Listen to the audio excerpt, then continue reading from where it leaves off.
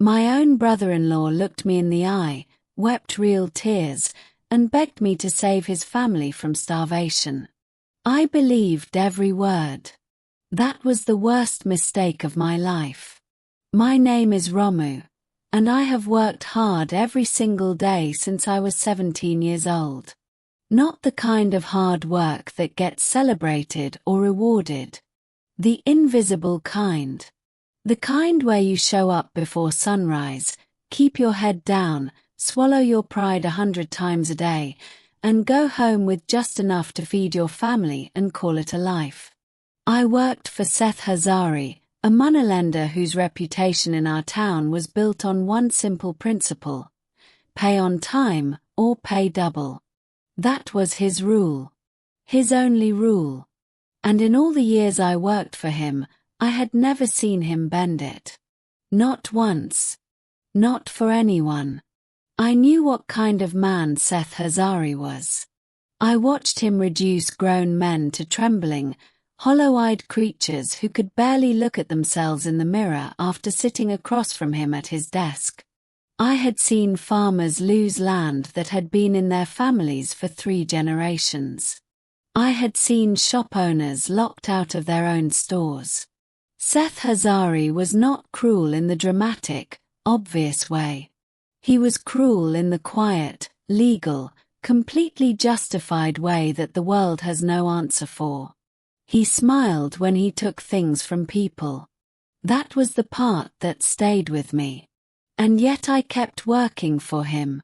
Because what choice did I have? My wife Vidi had been patient for years, but patience has limits. One evening she sat across from me at the kitchen table, the children already asleep, and she said what she had been too kind to say for a long time.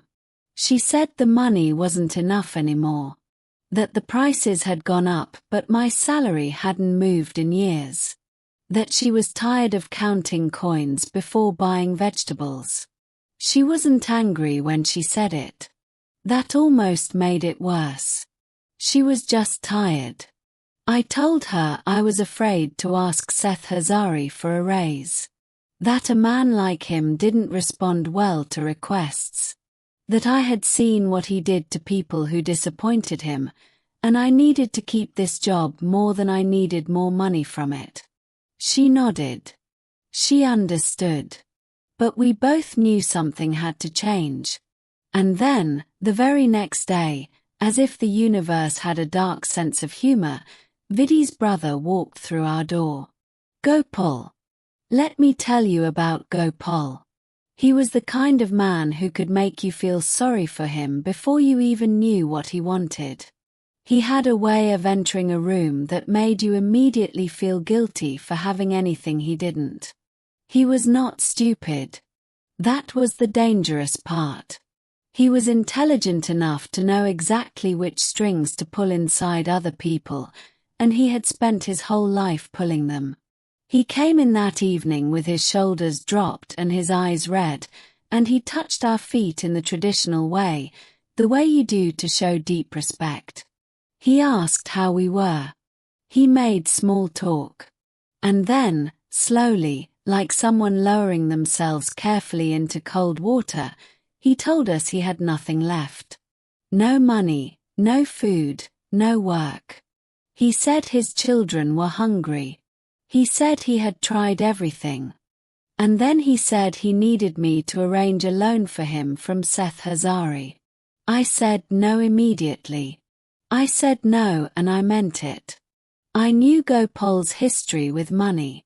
I knew that "I will pay you back" from Gopal's mouth was about as reliable as a promise made in a dream. I had been burned before, small amounts over the years, nothing devastating, but enough to know the pattern.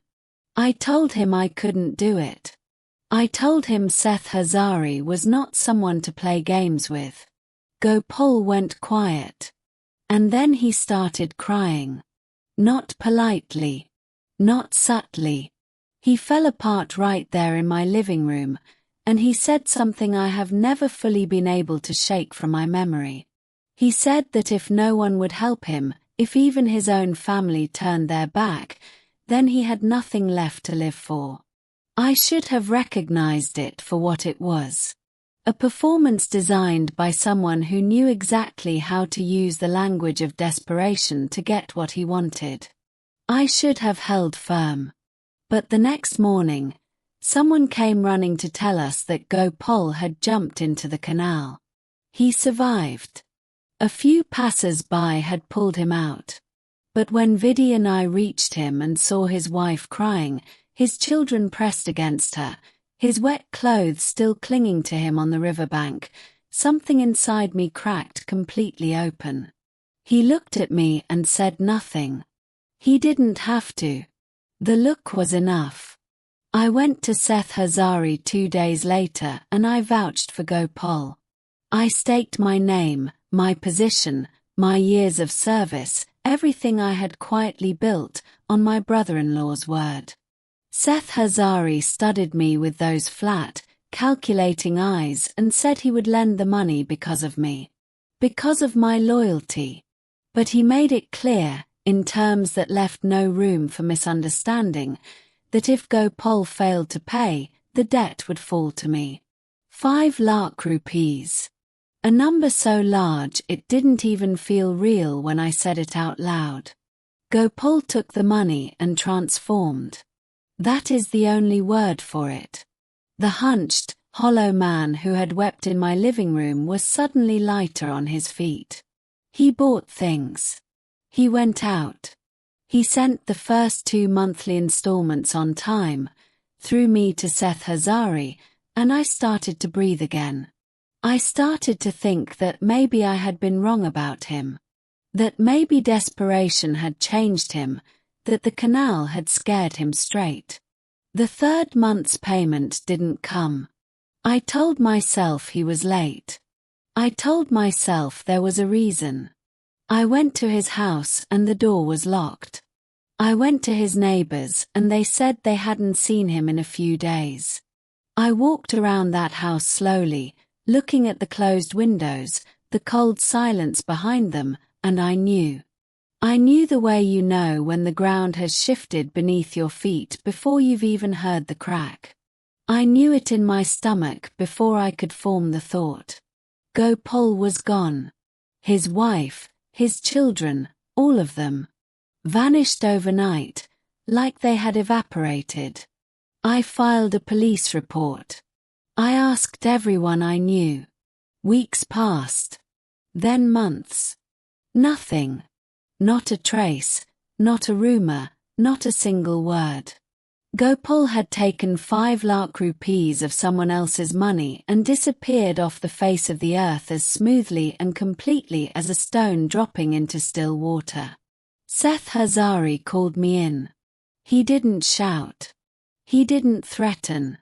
He just sat there behind his desk with that expression of complete calm that was more frightening than anger, and he said, "Your name was on this loan, Ramu.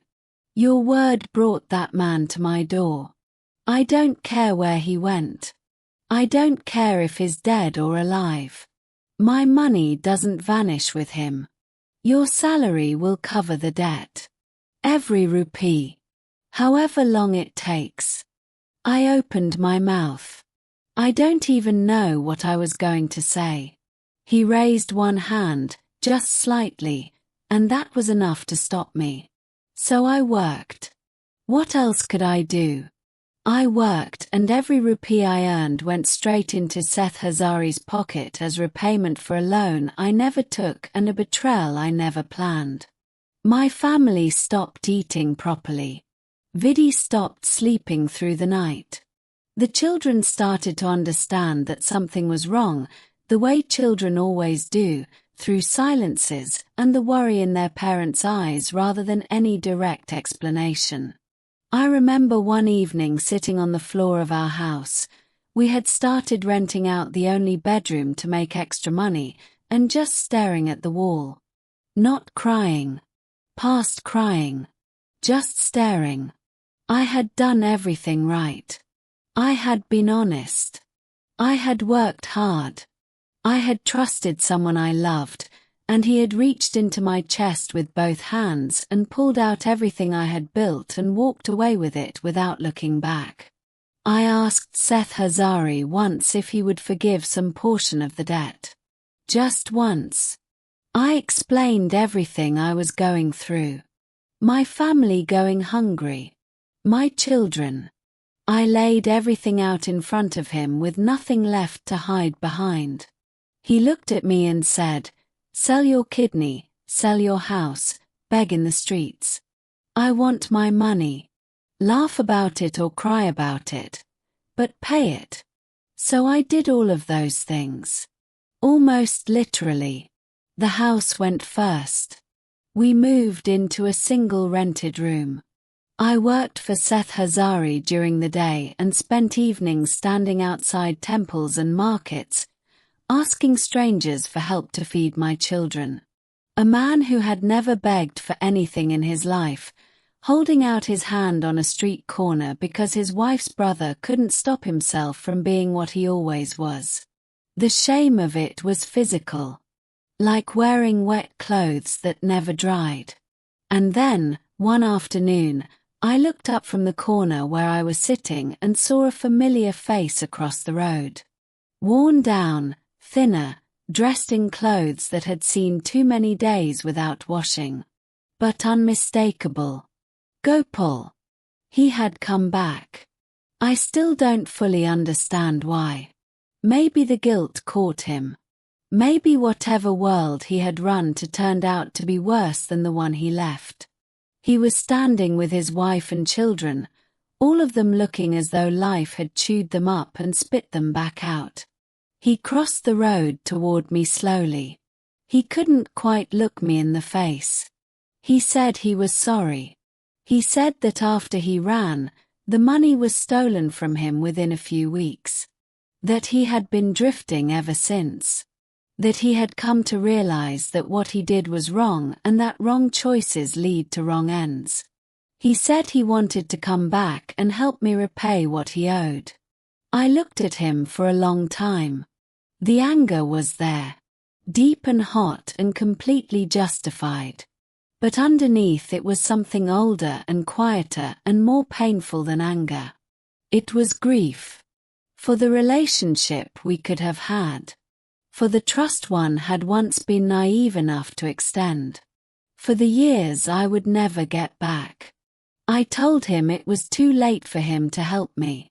I told him what had happened to our house, to our lives, to Vidya's health, to our children who had started their years understanding hunger and shame before they understood almost anything else. I told him that whatever he had suffered after he ran was the natural end of what he had chosen, and that I felt nothing for it. Not satisfaction, not sorrow. Nothing. I told him to leave. And I told him to never come back. He stood there a moment longer.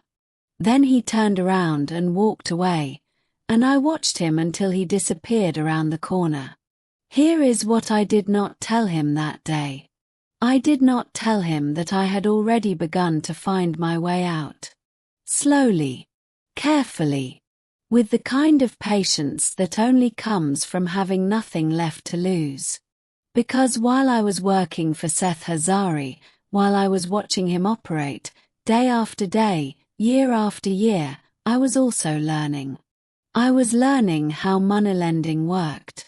Which laws governed it? What rights borrowers had that Seth Hazari conveniently never mentioned to them? I was learning which of his practices crossed the legal line and which government offices would be interested to know about them. I was learning which of his long-suffering clients were desperate enough and angry enough to stand together if someone organized them. I was the most invisible man in that office. Invisible people see everything. I never confronted Seth Hazari. I never threatened him. I never gave him any reason to look at me differently than he always had, as a loyal, broken, barely surviving servant who would never cause trouble. That was exactly how I needed him to see me. I filed documents quietly. I spoke to a legal aid organization in the city that handled exactly these kinds of cases, and I brought them not just my story but the stories of 11 other families who had been through Seth Hazari's machinery and come out the other side as shells of themselves. I provided records, dates, amounts. I had kept every receipt, every note, every piece of paper that had passed through my hands in years of working for him, not because I had planned this, but because careful men keep records. It's a habit. It became a weapon. The day the authorities came to Seth Hazari's office, I was sitting at my desk in the corner. He walked past me on his way to the door and he looked at me the way he always looked at me. Like I was furniture. I said nothing. I kept my head down. I let the process do what I had spent 2 quiet years feeding it. Seth Hazari did not go to prison. I want to be honest about that because this is not a story with a perfect ending. But he was fined heavily. Several of his illegal debt contracts were voided, including a portion of what I still owed. 3 years of his business were placed under oversight. His reputation, which was the real foundation of his power, fractured in a way that cannot be repaired. Men who had feared him started talking openly. Women who had wept in front of his desk started standing straight again. He knew, eventually, that it had come from me. I saw the moment he understood it. We were in the same room, and something shifted in his eyes when they landed on mine. Not anger. Something closer to disbelief. He had looked at me for years and seen exactly what he expected to see. He had never considered the possibility that the most harmless person in the room was the most dangerous one. That look was enough. I paid off the last of the debt, the legitimate portion that remained, and I left that job for the last time on a Thursday morning. I walked out of that building and stood on the street in the early light and just breathed.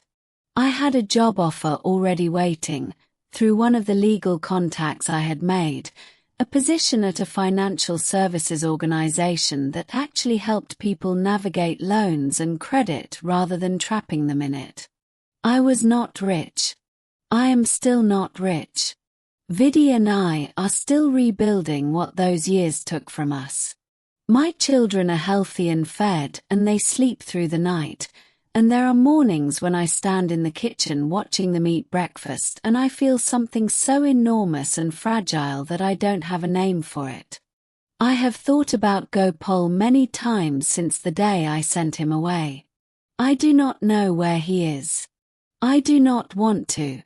But I think about the man I was when I walked into Seth Hazari's office to vouch for him, and the man I was when I walked out for the last time, and the distance between those 2 men is the only measure of everything those years cost me and everything they built. Trust is not a weakness. But given blindly, repeatedly, to someone who has already shown you who they are, that is not trust anymore. That is just hope dressed up in borrowed clothes, and eventually you have to stop paying rent on a feeling that was never real. What I learned in those years is this: the people who destroy you quietly, slowly, with a smile on their face, they always believe you are too small to do anything about it. They are counting on your silence. They are banking on your invisibility. That is the only mistake they ever make. And it is always the last one.